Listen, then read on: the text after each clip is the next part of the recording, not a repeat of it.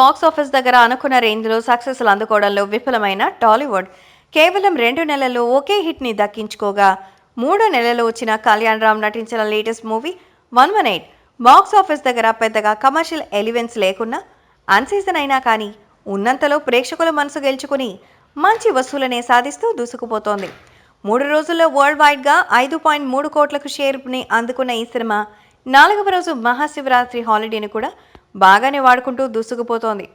Cinema 2 Telugu రాష్ట్రాల్లో మొదటి 2 షోలకి 35% లోపే డ్రాప్స్ని సొంతం చేసుకోగా అవి ఈవినింగ్కి అండ్ నైట్ షోలకి మరింత డ్రాప్గా తగ్గి టోటల్ 3వ రోజుతో పోల్చితే 25% వరకు మాత్రమే డ్రాప్స్ని ఓవరాల్గా సాధించింది ఈ సినిమా.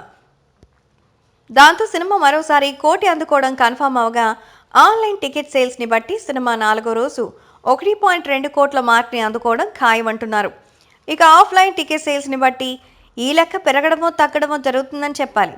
3వ రోజు లెవెల్లోనే ఆఫ్లైన్ టికెట్ సేల్స్ ఉంటే సినిమా 1.4 కోట్ల రేంజ్ కలెక్షన్స్ని అందుకునే ఛాన్స్ ఉంది.